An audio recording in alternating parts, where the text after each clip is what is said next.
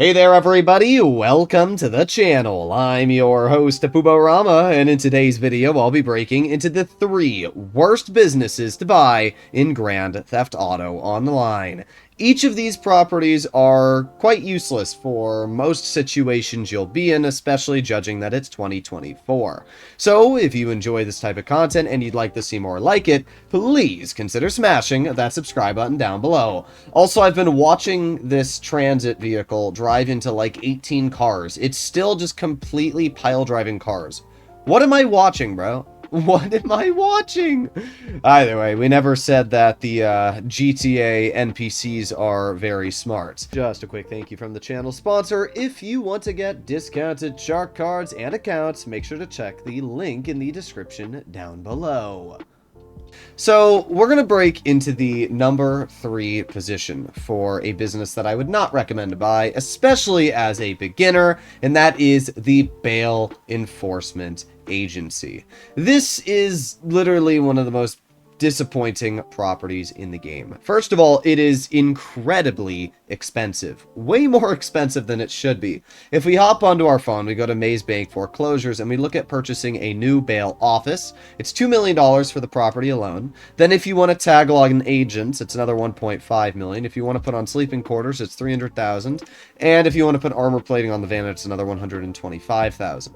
So just getting a bail enforcement office with the agents and a teeny bit of customization is going to be setting you back around $4 million. That's crazy, judging that this property is worse than an agency in just about every way, and the agency is half the price, comes with a garage, and just about everything else. Let's start off with your little bail enforcement officers. You can send these guys out, and you can send each one out once every 48 minutes. In return, they're going to come back with around $7,500. That's it. I can complete security contracts inside of my agency and get a permanent bonus of $20,000 every 48 minutes. So just alone there, the agency smokes the bail enforcement office. Now, the one nice thing is at least you got some snacks here, but every single office has snacks in it nowadays. The other way of making money with your bail agency is hopping on the computer. You have 2 different job types in front of you. You have a specialist job, which will allow you to earn upwards of $130,000, but these will take usually 15 to 20 minutes to complete. And then you have your basic jobs, which are going to earn you around $35,000 to $40,000. Overall, the basic bounties are pretty simple, and they're going to earn you less money actually on average than your your agency just normal little jobs, especially because you can do a payphone hit faster and earn more money at $45,000. And when it comes to the specialist missions, well, those suck too, because you have to wait an entire 24 hours after you complete one specialist mission before you're able to start another up.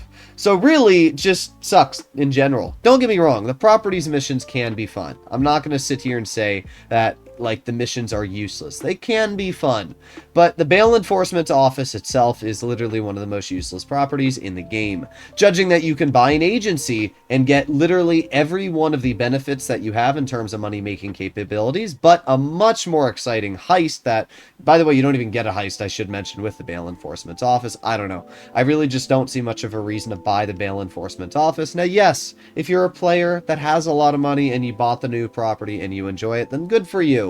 But let's be real. I would never recommend ever for a newer player who doesn't own this property, who is trying to save money, to go out and buy a bail enforcement office. Buy a Kosatka, buy an agency. Not only will you have more fun doing the agency missions, but you'll have more diversity available to you. And that's really as simple as it gets. In the number 2 position, we have a property that is probably going to surprise a lot of you. Now, it's not just one property, it's up to 5 separate properties, and that is CEO warehouses. I'm going to be honest, CEO crates suck. Especially if you don't already own the large warehouses, it is by far one of the most useless businesses to get invested into. And I'll be explaining why. First of all, we have the hourly income. People think, especially money grinders, think, oh, CEO crates earn so much money, but they never actually do the math to figure it out themselves. I have an entire video breaking into the math and how much money you can earn with special cargo sourcing, and it's around $400,000 to $500,000 at best. When you pair that into the fact that really the only way you're making a lot of money with this business is if you're selling in a public lobby, and while you're waiting for the ×2 money to come out, yeah, it's just not worth it. First of all, there's a risk with this business. You are legit paying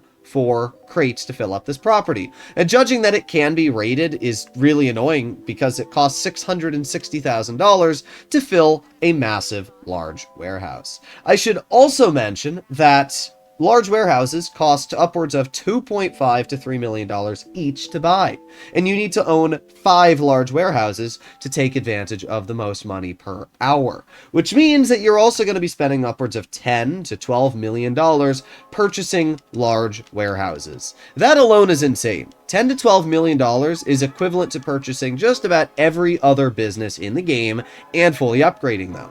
Why would I ever recommend for a newer player to get invested in special cargo when they can get invested in, I don't know, an agency, a Kosatka, a nightclub, and just about any other property? Like, it really just doesn't make sense. Plus, you can probably cop some of that money to get an Oppressor Mark II. I just don't see any world where spending $10 to $12 million on large warehouses is a good investment. Especially when I should mention that the only way you're making passive income with the business is if you own large warehouses. You see, there is a way to make passive income with your special cargo warehouses. If you walk up to your assistants inside of the warehouse, you can pay them $7,500 to go source you crates. On average, they'll bring back 1 to 2, and it's going to earn you like $144,000 every hour if you use that method. It's not a bad way of making income. The problem is that it's $144,000 of income, and you've spent $12 million on the properties. So you can do the math and figure out how much time it's going to take you to earn back that money.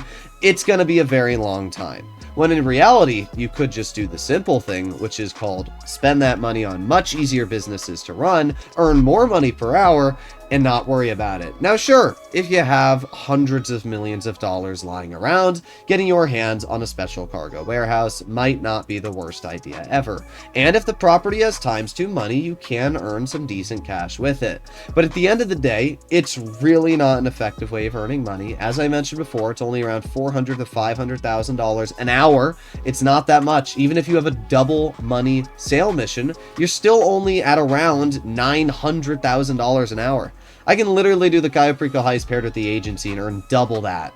So, yeah, I mean, that's really as simple as it is. I know for a fact there's going to be people in the comments that argue and try to say, oh, special cargo is this or it's that. But I implore you to actually find the numbers and tell me how I'm wrong on how much you're earning hourly. You cannot argue that a boring, repetitive business where you're sitting there sourcing the same crates with the same missions over and over and over is somehow a fun and engaging property to mess around with. It's not. It sucks. It's easily one of the worst businesses in the game, and that's why it makes it into the number 2 position. I was honestly tempted to put it in the number 1 slot, but I was like, okay, it's not that bad, but it's still pretty dang tragic. So, there you go. We delivered our crates right as we move on to our final property.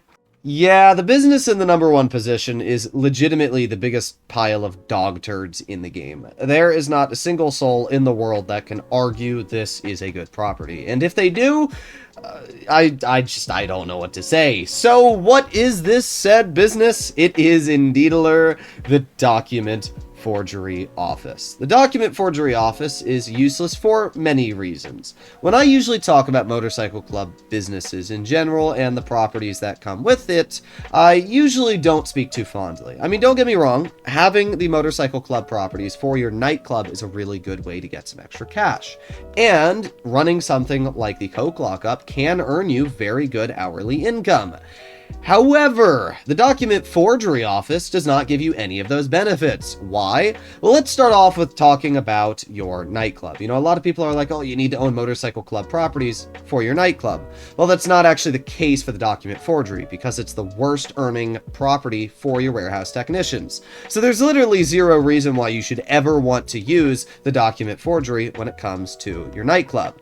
And then we arrive to the fact of the business's earnings itself. The document forgery office earns you less money hourly than it costs to purchase the goods.